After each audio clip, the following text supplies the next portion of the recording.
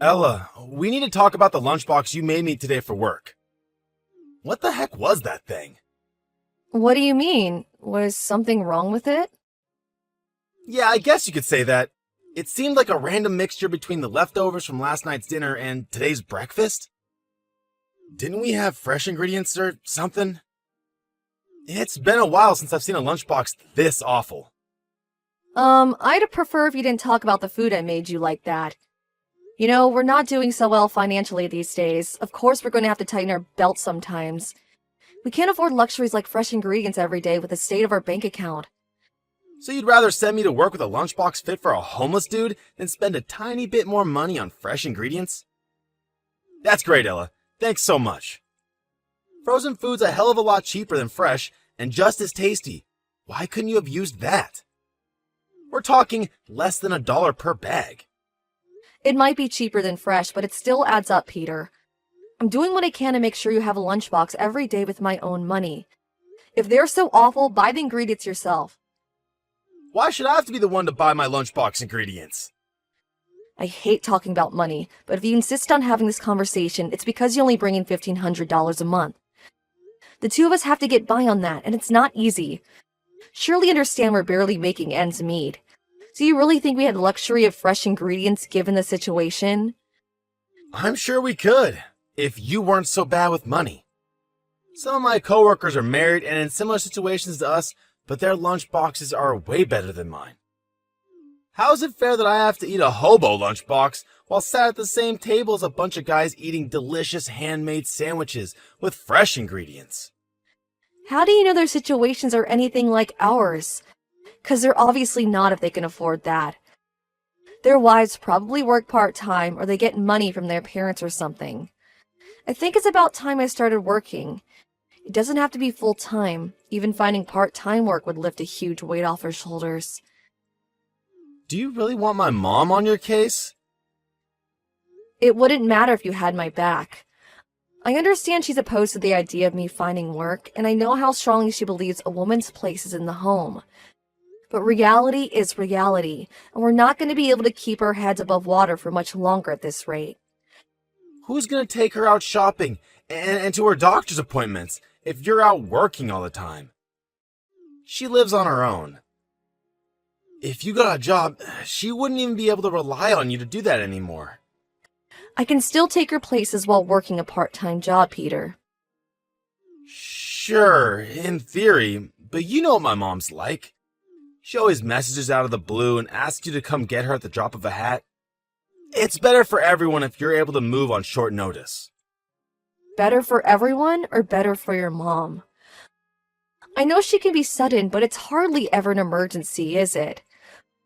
What's the harm in having her wait a little sometimes? Don't you think asking your mom wait from time to time is a small price to pay for me having the ability to start working and bring in more money? Think about it. We could finally take the pressure off our severely overstretched finances. You make it sound so simple, but it's never gonna happen. My mom doesn't listen to a word I say.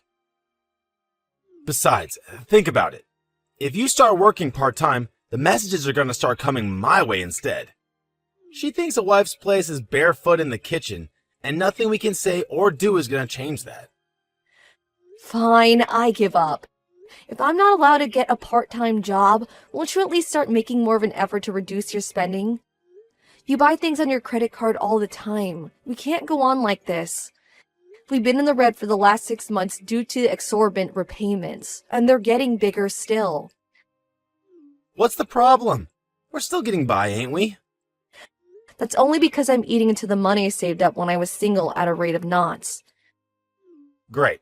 So it's just like I thought. There's no problem.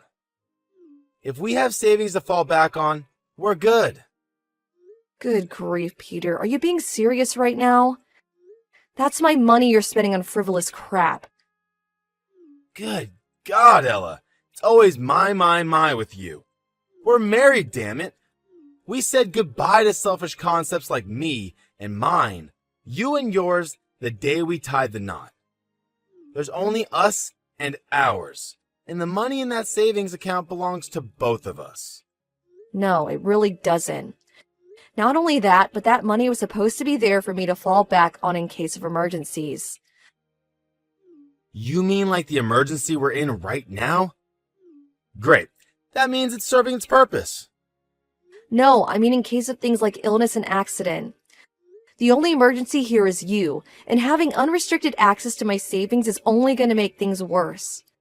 If the idea of me working is so unconscionable, then fine, I'll accept it. But if I can't, then you at least have to keep your spending under control. Money doesn't grow on trees, and we're rapidly running out. I did get my spending under control. How many times do I gotta tell you? Jeez, woman. I only smoke 1 pack of cigs a day now. Yeah, and I wonder how much that's costing us per month. Have you never considered stopping altogether? Good one, babe. You and me both know I'd never be able to quit smoking. You just lack ingenuity, that's all. That's why you need to use your head a little more when it comes to cooking our meals and making my lunchboxes. Is that really so much to ask? I'm the one dragging myself out to the office every day, working like a dog to put food on our table. Would it really hurt you so much to show a little gratitude every now and then?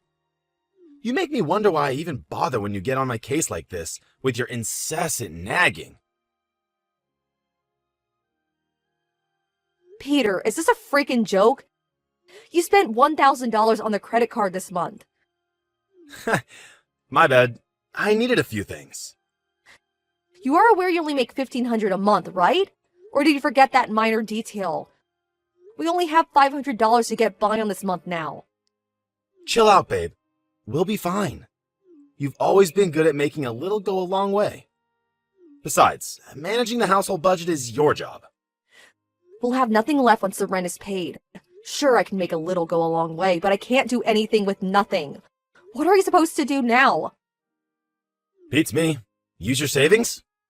Ugh, stop this already. You have no right to use my savings as you see fit. Besides, I hardly have any left now thanks to you. How many times do I have to tell you we're barely staying afloat here? Why are you so hell-bent on living so far beyond our means? What will it take for you to realize? Do the lights have to go off? Does the landlord have to kick us out?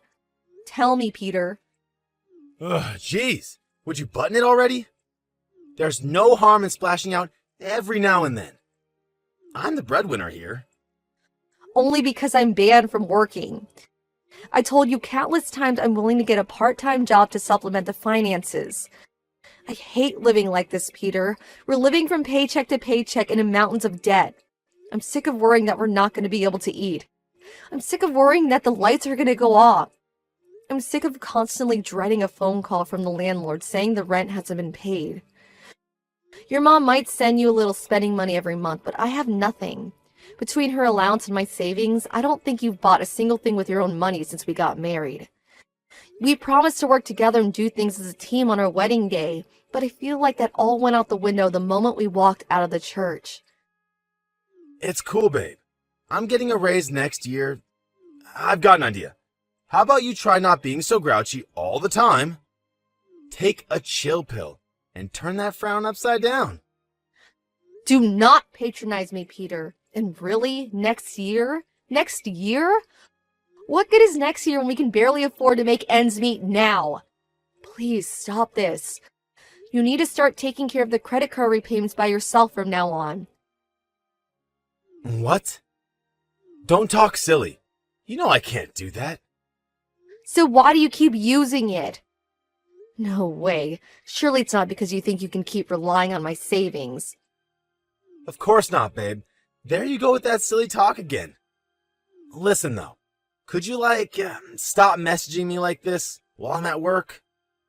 Here I am, working my butt off, trying to put bread on the table, and there you are. Probably sad, doing sweet FA on the sofa, doing nothing but giving me hassle and distracting me from my job. You really are the biggest pain in my ass. I wouldn't be messaging you if you didn't act like this. This is all your fault. My fault? Jeez, now I've heard it all. It's not my fault you suck at managing the finances. You can't manage something that doesn't exist. God damn it, Ella. It's always money, money, money with you. I'm sick of discussing this crap. This conversation is over. No, it is not. Mark my words, we'll be discussing this again when you get home. And you mark my words, I'll lose my rag if you try springing this crap on me when I get home from work. I'll be tired and want to put my feet up. Why are you like this? The only reason my lunchboxes look like they were made in the back of a garbage truck, and the only reason we have no money, is because you suck at managing the finances. I'm keeping up my end of the bargain by getting up early and showing up at the office every day. But you, no, all you do is nag, nag, nag. You get all sassy up there on your high horse when you talk about how we're supposed to be working together as a team, but the only one not doing their job is you. You're a grade A hypocrite, and I've had it with you. Don't you dare ever try to discuss money with me again. How can I manage the finances when you spend all of our money before I even get to see it? What do you suggest we do if you're not willing to stop spending like a moron? You will watch your tone when you speak to the man of the house. This is your last warning. How many times do I have to tell you it's your job to figure out how to make ends meet? Try using your brain for once. You see stories about people who get by on $100 a month all the time on TV. You just lack ingenuity. You really shouldn't believe everything you see on TV. That's $100 disappears on the rent before we even get to see it. My God, do you ever shut up? You're like a broken record. I'm sick of you. I ain't coming home today. What? Where will you go? Your mom's house? Shut your mouth. I didn't say you could talk. I'm done speaking to you. Peter, I'm at the bank right now, but your salary hasn't gone in yet. Is there any reason to be late this month? Oh, it's too late. I just took it out already. What? Why? Are you going to give me it later? Nope. I'm done paying our living expenses. Excuse me? What's that supposed to mean? I gotta spell it out, huh? It means I'm not gonna be giving you any more money to cover our monthly living expenses. At least for the time being. What? What the heck are you talking about, Peter? Are you drunk? How are you supposed to live without that money? You'll figure it out somehow. Just use your savings or something. Is this a joke? I already told you I hardly have any savings left. Which means you still have some. You managed to keep on top of everything until now, didn't you? You just keep doing what you're doing. You have no idea how much it grinds my gears when you keep complaining and nagging at me to stop spending when it's obvious we still have money left. I'm not going to be able to keep up what I've been doing without your salary, Peter. I'm really not joking. Are you doing this because of that fight we had? You're pretty cocky for a parasite. Maybe this will teach you to show me more gratitude. Wow, so I'm a parasite, am I? Duh. You don't have a job, and you sit at home doing nothing but eating my food. What are you if not a parasite? It's the perfect word to describe you. I do nothing? Don't be ridiculous. I do the housework. I act as your mom's personal driver. I work very hard to keep everything in order while you're at work. And I sure as hell don't sit at home doing nothing but eating your food. Good for you, babe. Want a pat on the back? Shame none of that puts any money in the bank, huh? You're pretty arrogant for someone who doesn't earn a single cent. How am I being arrogant? Because you have the nerve to preach at me, despite the fact that without me, you wouldn't be able to live. Never bark orders at me again, woman. I don't want to hear another word about save money this or stop spending that. It's time you learn to know your place in this household. Do you think I enjoy doing that? I wouldn't have to say any of it if you did something about our dire financial situation. You seem to be having trouble understanding my position as the supreme authority in your life, as the man of this house. How are you going to make it up to me? Get down on your knees and beg for forgiveness when I get home? I can't take this anymore. What's that supposed to mean? I'm sorry. Ah, an apology. I'm glad to see we're finally making some progress. Now you're going to swear an oath never to defy me again. Here's what you're gonna say. Peter's word is law. Peter is my Lord and Master. Peter is the supreme authority in this household and of my life. I will never disobey Peter again for as long as I live. I can't wait to get home. This should be good. I'll reconsider confiscating my salary if you fix your attitude and start showing me the respect I deserve. Your choice, babe. What the heck do you think you're playing at, woman? Why aren't you at home? Why isn't my dinner on the table? Did my mom call you or something? Nope, I left. What? Weren't you just about to apologize and swear an oath to me? I did what I had to do. Did you throw a tantrum and leave the house just because I stopped paying the living expenses? You're cutting your nose off to spite your face. Stop being so stubborn and come back and apologize. I'm the breadwinner in this marriage. The only one who will suffer because of this is you. Let's see how long you can keep this up. How are you going to get by without me, parasite? I'll be fine. Your future looks bleak, though. You should start worrying about yourself. What are you talking about? The only one who will suffer as a result of these stupid games you're playing is you. Why would I suffer? Because without me, you don't have any money or a place to live. How do you plan on getting by? Your parents are dead. You have nowhere to go. You really don't have to worry about me. I already found a job and a place to live. Huh? Say what now? I've been job hunting for a while now. The timing couldn't have been better. Job hunting? Damn it, Ella. Who the hell do you think you are? You know full well you're banned from working. I know that. That's why we're getting a divorce. A divorce? Why? Are you being serious right now? You really think I joke about something like this? You order me to make ends meet somehow despite the fact we're in the red every month. You treat my concerns with contempt and you treat me like crap. Your already frivolous spending went even further off the deep end at the moment you found out I had some savings. As if all of that wasn't bad enough, you punished me with economic sanctions for being cocky when I had the nerve to try and raise my concerns with you. How can I be married to someone like that? What? Don't be silly, babe. Will you come home so we can talk about this? Sure, another time. I'll have to come over with my lawyer at some point so we can talk then. A lawyer? Why would you hire a lawyer? I just want to talk to you. I've known for a while now that any discussion with you can never be anything but a complete waste of my time, so everything will go through my lawyer from now on. Plus, we'll have to take care of splitting the assets. We don't have any shared assets, so it'll only be stuff like the household appliances and the car, but in any case, a lawyer will be essential. Whoa. Slow down, babe. You're getting a little carried away here. Let's leave all that for a while, okay? I mean, I want to talk about the divorce itself. Which part? Well, like, the future. What you said made me think, and I decided that if you're that worried about finances, then maybe it wouldn't hurt for me to make a compromise or two. Oh, really? It's fine. I don't need your compromises, thanks. It's not just the finances, Peter. It's everything. I'm sick of life with you in general.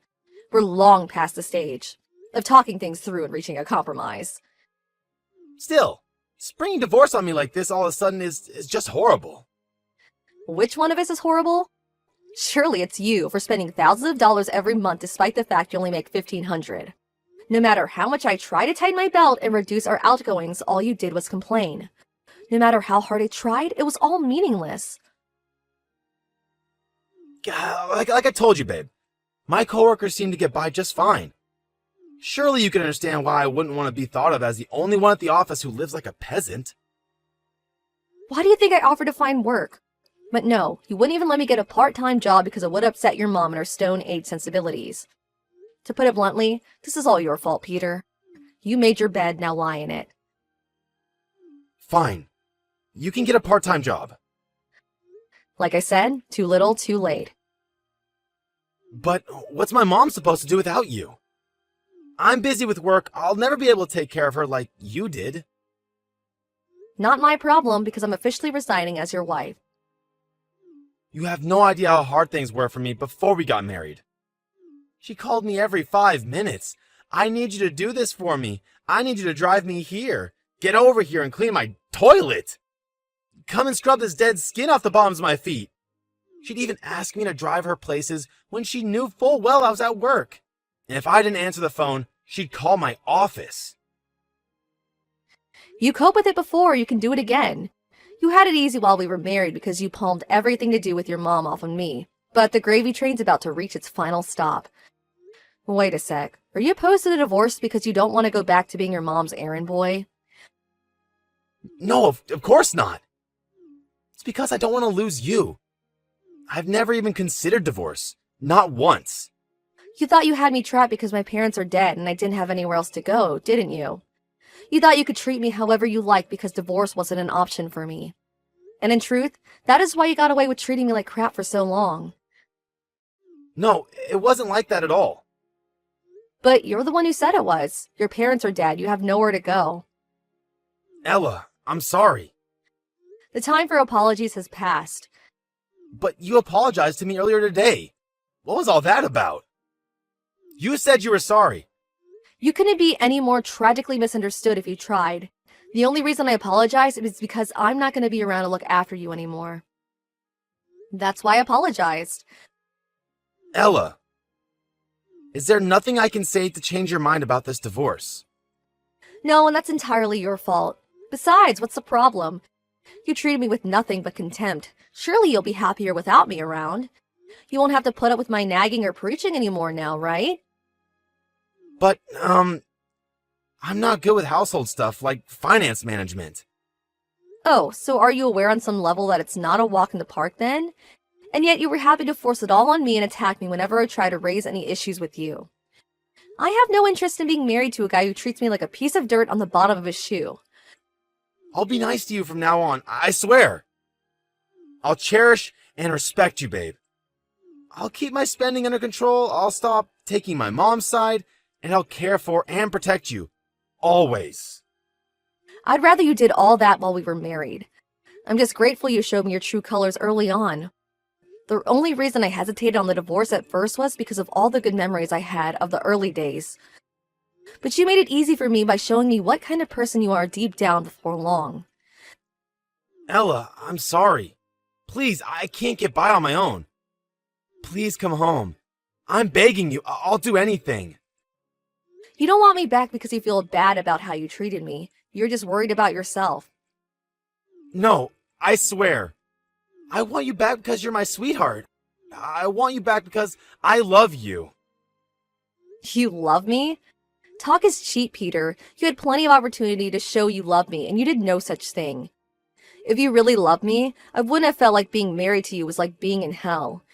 You wouldn't try and drive me to destitution and poverty as punishment for having the nerve to defy you. I'm so sorry. I'm sorry from the bottom of my heart.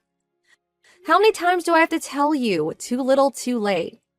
Oh, that reminds me. This month's rent hasn't been paid yet. There's no money left on your credit card either. What? But I only have $800 of this month's salary left. Not my problem. You're the one who spent it. Oh yeah. What was it you always used to tell me? You're just lacking ingenuity. I'm sure you'll come up with something if you use your head. There are people who get by on $100 a month after all. You saw it on TV, remember? Good luck. Peter barraged me with messages begging me not to go through with the divorce and take him back. But my will remained unshaken, and I threatened to take him to divorce court if he didn't willingly sign the papers. I think he knew I wasn't joking because he signed the divorce papers straight away, albeit while sobbing uncontrollably. We didn't have a single cent left in savings between us to be divided up when the assets were split. But I did get the car we bought back when we got married and half of the household appliances. Seemingly incapable of living on his own and managing his own finances, my ex-husband moved in with his mom after the divorce was finalized. Predictably, his life now consists of being her personal housemaid, and between that and work, he longer gets any time to himself.